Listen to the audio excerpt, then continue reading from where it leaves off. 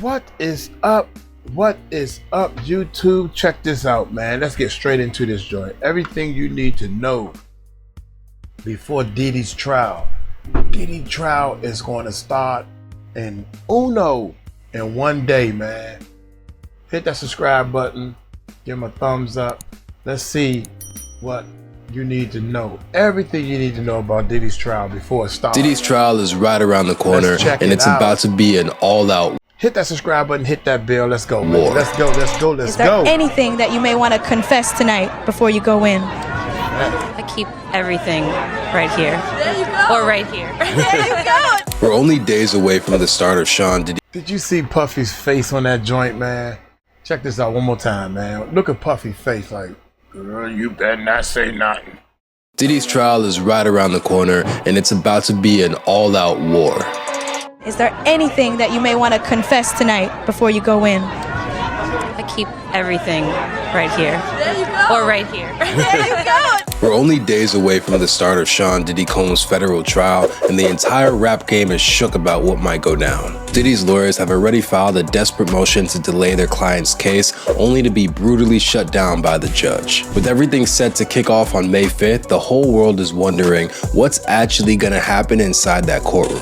That's why we're doing a comprehensive primer on everything you need to know before Diddy's trial starts. What are the exact crimes Diddy is accused of committing? Why are the feds hitting Diddy with the same law used to take down the mafia? And which one of Diddy's accusers refuses to stay anonymous? We've even dug through hundreds of pages of legal documents to figure out all the behind-the-scenes drama happening in the courtroom. Why did one of Diddy's high-powered lawyers suddenly quit the case? And who's the heavy-hitter rap game attorney that they're tapping to replace him? Finally, we're gonna give a thorough play-by-play preview of how the first days of the Diddy trial might play out. How are Diddy's lawyers and the feds gonna handle the jury selection process? His resolve is the same. He believes he's innocent. I believe he's innocent. And we're gonna fight this case with all of our might until we don't have to fight any longer. Back in September of 2024, the federal government unveiled a massive criminal indictment against Diddy. In the document, the feds accused Diddy of masterminding his very own organized crime ring. The indictment claims that Diddy used the employees' resources and influence of his billion-dollar business to carry out crimes, and that he was a shot caller who ordered members and associates to do his bidding. Prosecutors say that Diddy, quote, abused, threatened, and coerced women and others around him to fulfill his sexual desires, protect his reputation, and conceal his conduct. More specifically, the indictment goes into detail about how Diddy allegedly used his employees to arrange his so-called freak-offs. And in case you don't know what the freak-offs are, that's what Diddy allegedly called his sex parties. Prosecutors claim that Diddy regularly transported female and male sex workers to take part in his freak-offs, and that he drugged them to keep them obedient and compliant. The indictment also alleges that Diddy would keep these sex workers in line with physical, emotional, and verbal abuse, including, quote, acts of violence and threats of violence. Basically, the indictment paints a very, very dark picture of Diddy allegedly using drugs, violence, and tons of money to throw these insane sex parties for himself. In total, Diddy was hit with 3 felony charges: racketeering, sex trafficking, and transporting to engage in prostitution. But that wasn't all, because in the months since that first indictment, the feds have doubled back and dropped 3 superseding indictments on Diddy's head. This basically means that investigators have added fresh evidence and allegations to stack on top of their initial indictment. The first superseding indictment was filed on January 30th of 2025. In the 15-page document, prosecutors expanded the timeline around Diddy's racketeering charges from 2004 to 2024. And while the new indictment didn't contain any new charges, it added 2 new sex trafficking victims and accused Diddy of dangling someone from a high-rise apartment balcony. On March 6th, less than 2 months later, the feds dropped another superseding indictment. This new document also didn't contain new charges, but it included more info on the feds' allegations, including accusations that Diddy forced employees to work long hours with no sleep and threatened them. But on April 3rd, prosecutors unleashed a 3rd superseding indictment, and this one had grave ramifications for Diddy's case. The latest update stacked 2 more charges against Diddy, 1 additional sex trafficking by force offense and 1 additional transportation to engage in prostitution offense. But what kind of prison time is Diddy looking at for these alleged crimes? The mandatory minimum for Diddy's twin sex trafficking by force charges is 15 years, but the maximum is life in prison. Meanwhile, Diddy's 2 transportation to engage in prostitution charges can rack up a maximum of 10 years behind bars. But the allegation that Diddy's lawyers are most worried about is the racketeering charge. Sean Combs led and participated in a racketeering conspiracy that used the business empire he controlled to carry out criminal activity. While there's been a ton of focus on the sex trafficking allegations against Diddy, the racketeering charge against him could easily carry the biggest legal consequences. In fact, if a jury finds Diddy guilty on the racketeering count alone, it could get him life in prison. And if you don't know what racketeering means, it's a term that basically says that someone set up an illegal business or organization. 15 years ago, the government passed the RICO Act to target organized crime groups like the mafia. Basically, if you got hit with a racketeering and conspiracy charge, commonly known as RICO, it means that the feds are saying that any crimes you committed were part of a criminal conspiracy. Prosecutors have used RICO charges to go after everyone from John Gotti to the Chicago Mafia to Young Thug's YSL Records. But there's where it gets super tricky for Diddy. In order to find Diddy guilty on his RICO charge, prosecutors only need to prove that he committed 2 of the crimes that he's been accused of. When you read the indictment, the feds allege that Diddy ordered associates to commit sex trafficking, forced labor,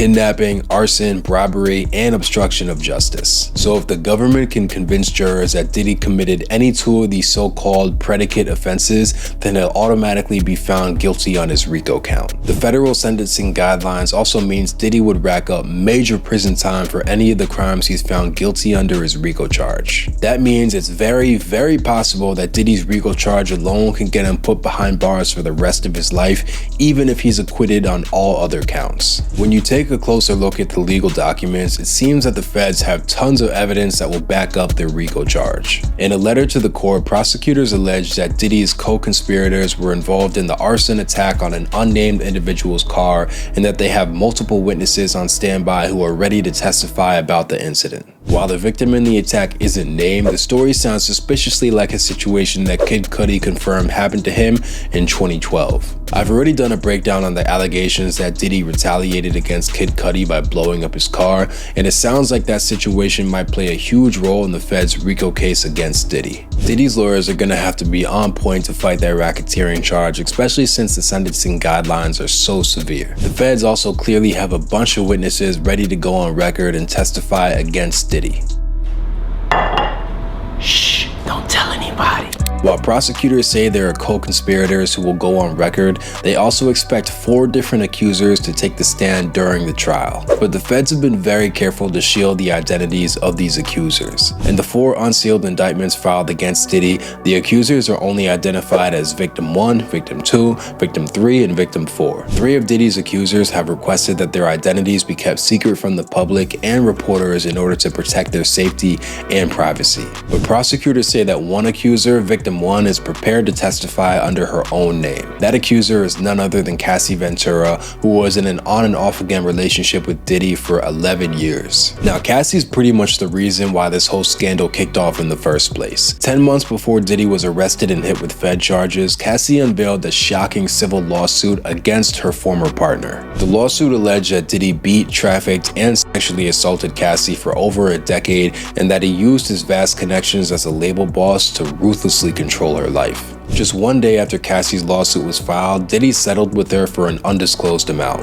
Terms of the settlement weren't made public, and Diddy's lawyers stressed that him paying up was not an admission of guilt. But it's safe to say that the insanely quick settlement raised a lot of eyebrows, even though Diddy called the allegations outrageous and offensive. But some key details in Cassie's lawsuit did get proven out. One allegation Cassie made was that Diddy violently attacked her in the hallway of an LA hotel, and that he paid the hotel in order to get access to the security footage. 6 months after the lawsuit was filed, footage from 2016 leaked that showed Diddy allegedly hitting, kicking, and dragging Cassie in a hotel hallway, seemingly backing up her accusations.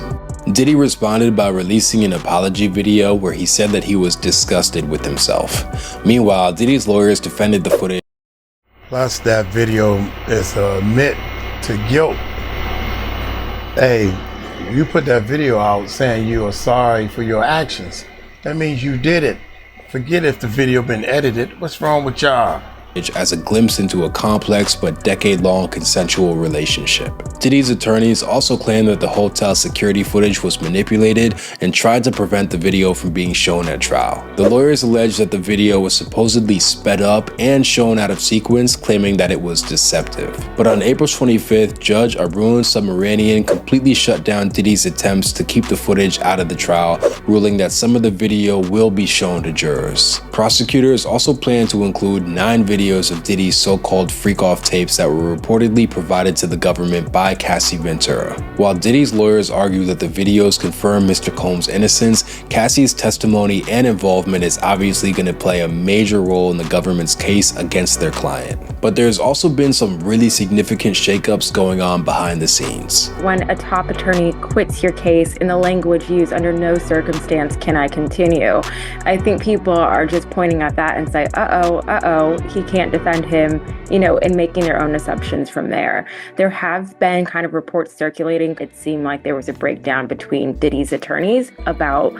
going to trial in May. The huge amount of scrutiny on the trial also means that 𝗟𝗟𝗡𝗟𝗡𝗏, the judge presiding over the case, faces a ton of pressure. 𝗟𝗟𝗡𝗏 used to work as a law clerk for the late Supreme Court Justice Ruth Bader Ginsburg. 𝗟𝗟𝗡𝗏 has been on the bench since 2023, ever since President Joe Biden nominated him as a federal judge. But 𝗟𝗟𝗡𝗏 wasn't even the first judge assigned to Diddy's case. The previous judge, Andrew Carter, was swapped out in October of 2024 without a reason being given. That's not all though, because Diddy's defense roster has gone through some major changes too. In February of 2025, reports surfaced that attorney Anthony RICO quit the Bad Boy Boss's stacked legal defense team. Like Diddy, RICO is a Harlem native, and he had tons of experience defending some really notorious, well-known figures. RICO was once Osama bin Laden's defense attorney, and he also helped secure an acquittal for guest card Isnora, an undercover cop who shot an unarmed black man named Sean Bell in 2008. RICO's seasoned reputation made his departure all the more surprising. According to a notice filed on February 20th, RICO wrote, quote, "Under no circumstances can I continue to effectively serve as counsel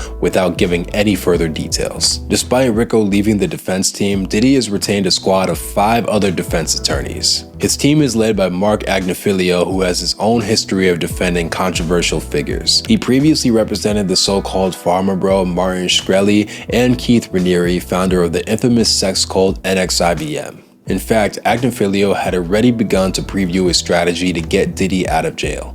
On April 25th, Diddy's lawyers argued that their client was a swinger, not a criminal. Quote, "There's a lifestyle, call it swingers or whatever you will, that he thought was appropriate because it was common. Many people think it's appropriate because it's common." Essentially, Agnifilio plans to convince the jury that Diddy did nothing illegal and that the alleged freak-offs were all consensual encounters. But Diddy's still working hard to lure new talent to his side. On April 15th, court documents revealed that high-powered defense attorney Brian Steele requested permission to join Diddy's legal team. While Steele has been a highly respected lawyer for decades, he recently became famous for defending Young Thug during his RICO case. Drake even made a whole song shouting him out called Brian Steele. Shot Brian Steele, I'm too geek for the guy. Yeah, whoa, I've been in the house, but I'm coming outside tonight. While Thug pleaded guilty on drug and gun-related charges, he was allowed to go home after spending 2.5 years in state custody. Thug's release from jail was seen as a stunning victory, especially since he was facing a potential 120-year prison sentence. By getting Brian Steele to represent him, Diddy is clearly taking those racketeering charges mentioned before seriously. But Brian isn't the only hotshot attorney that Diddy's been trying to recruit. Joe Tacopina, who recently helped A$AP Rocky score an acquittal in his assault case, revealed during an interview with The Breakfast Club that Diddy was actively trying to hire him. Tacopina, however, said that he wasn't planning to work for Diddy, all because he wanted to stay loyal to his longtime clients, Jay-Z and Roc Nation. I represent Roc Nation, a lot of people in Rock I'm very close with. That's sort of family to me. And, I don't think they're sort of see eye to eye on things. See eye to eye with me. Last question. But just weeks later, Tacopina gave an interview to Vlad TV where he walked back some of his Diddy criticism. I didn't turn him down because I don't like him or I don't believe in his case. I think he's got a very defensible case. I mean, this whole case boils down to an issue of consent, right? And as far as I know, I don't know all the evidence, but it's an issue of consent, right? Did they consent or did they not? I mean, Was a gun put to someone's head? Or did they want to do it because they were getting all the perks associated with being part of a Diddy party and being one of Diddy's entourage? And in an even more recent interview with The Hollywood Reporter this past April, 𝗟𝗓𝗡𝗞𝗦 seemed way more open to joining Diddy's team. Quote, "I'm going to speak with him. I'm not saying yes or no, I'm just gonna listen." Diddy is clearly trying to hire some of the biggest defense attorneys in the game right before his case begins.